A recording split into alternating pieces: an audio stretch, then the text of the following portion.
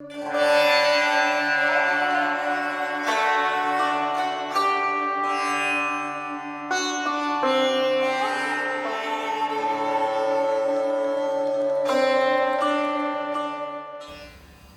at the concept of involution. What's that? And looking at it in a few different contexts. First context is just the general definition of involution in terms of the philosophical meaning, has scientific meanings which are different than the philosophical meaning. Involution occurs when a process or object is ontologically turned in upon itself. So turning within on itself is the idea. In the Yoga Sutras, the Sanskrit word for involution is pratiprasava, which is defined as counterflow. In classical yoga, the involution of the primary constituents of nature. So in our terminology, that would mean the tattvas, going backwards through the tattvas. Prasava signifies the streaming forth of the ultimate building blocks of nature into the multiple forms of the universe in all its dimensions. Pratiprasava, on the other hand, denotes the process of dissolution of those forms relative to the microcosm of the adept who is about to win liberation, kaivalya.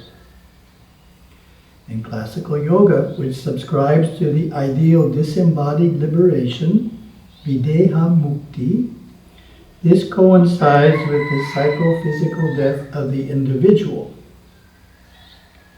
That doesn't sound good, right? I need to say that another way. But it means the dropping off of those sheaths, the physical sheath and the mental sheath, and just being the inner sheath that's within the mental and the physical. That would be a more positive way to say it. So this word appears a number of times in the Yoga Sutras, but the one I'm quoting is the last verse, which is talking about kaivalya, or liberation in the Yoga Sutras terminology. The involution of the gunas, which are now devoid of purpose for the Purusha, is what is called kaivalya, or the establishment of the power of awareness in its essential nature.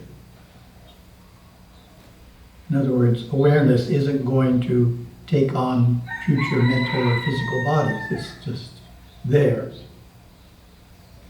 So the Sanskrit words for that are very interesting. Establishment is pratishta, just like prana pratishta. The murti gets prana pratishta, same word, establishment.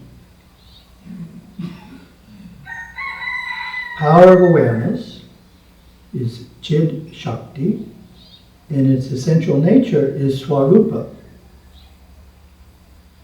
Always very interesting terms. So if you read that part, it says kaivalyam swarupa pratishta va chitti shaktir iti. So it's defining kaivalya. Very nice. And then my commentary.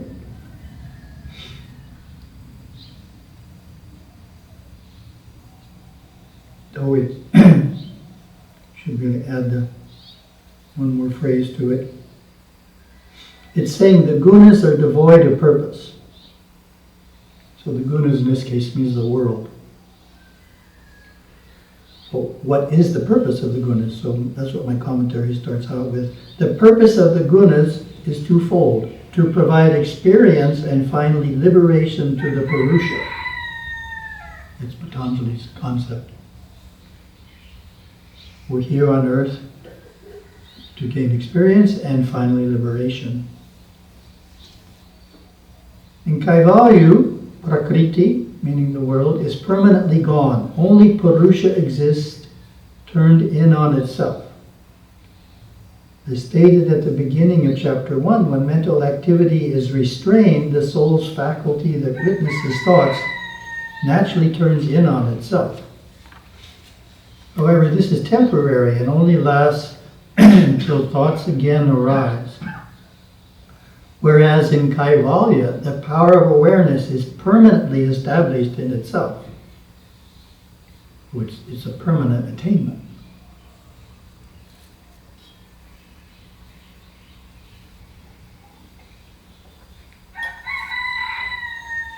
What started me on this was Yogaswami. We published some of the translations of Yogaswami's diaries in the back of the last Inner Search study guide, sharing them with everyone. And the notes were taken by Ma Navaratnam, and they're being rendered to us by Ma Navaratnam's niece, Jayanti. She was here recently. You may have met her. Lots of interesting statements by Yogaswami that had never been shared before, and we're working on getting them written up and shared. And I was reading this one. I was talking about a person, what he performs with his mental faculties are termed Odungal and Arulal. And Odungal is the Tamil word for involution. So, and Arulal is grace.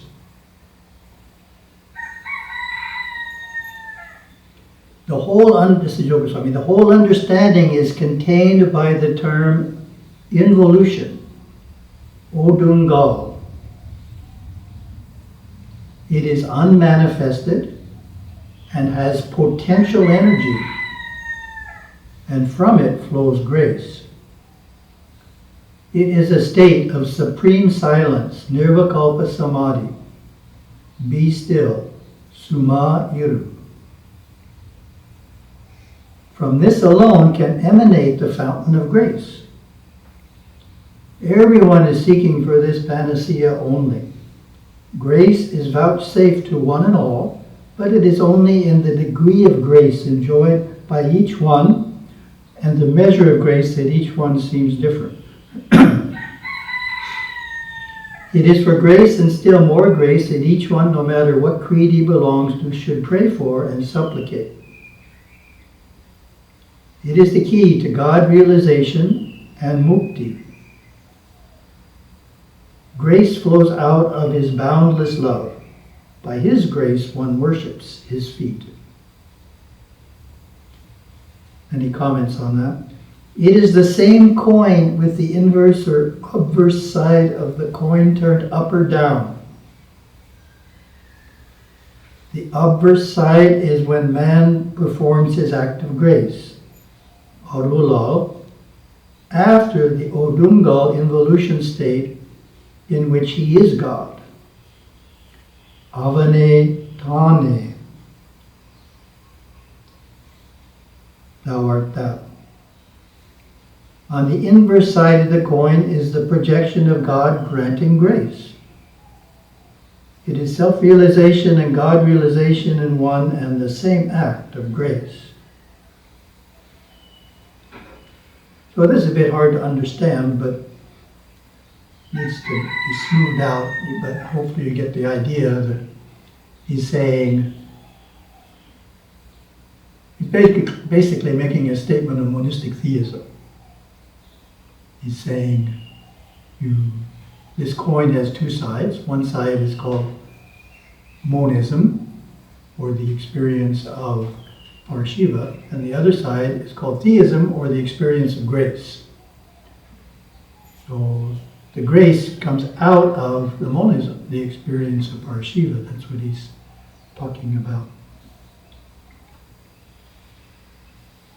And we have one more example of involution. Something we're more familiar with, the Shum language. Here we go. Involution in Shum. Well, we have a series of words. For anyone not familiar with this type of series, the series of words is Kashum, Nikashum, Shum, Nikashum, Bishum, Nikashum, I, Bishum, Nikashum, and Hai, I, Bishum, Nikashum is the series. So it's taking a concept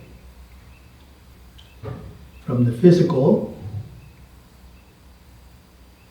to the emotional, mental, and then on into the sub-superconscious and superconscious regions. So it's taking it through what we call the second, third, fourth, fifth, sixth, and seventh dimensions.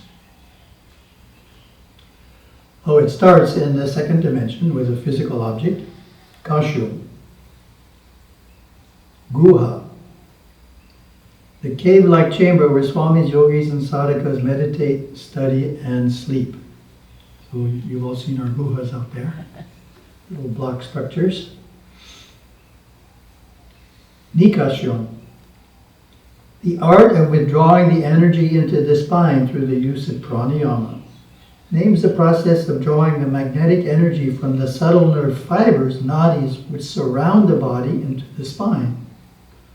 When a devotee enters meditation, the energy is drawn from the conscious mind into its subconscious. Then the energy of the subconscious is drawn into the sub-superconscious. When this happens, the devotee becomes conscious in the inner states of mind. Shum Nikashum, feeling the psychic heat while withdrawing prana into the Ajna chakra. Bishum Nikashum, withdrawing prana into the refined realms of the Sarasvara chakra through the use of pranayama, an advanced stage, pratyahara. I Bishum Nikashum, withdrawing all odic prana into the actinic energy. Hai I Bishum Nikashum, withdrawing the actinic prana into the self, the ultimate pratyahara. So, same idea as involution, working our way back from gross to subtle till we hit the unmanifest. Have a wonderful day.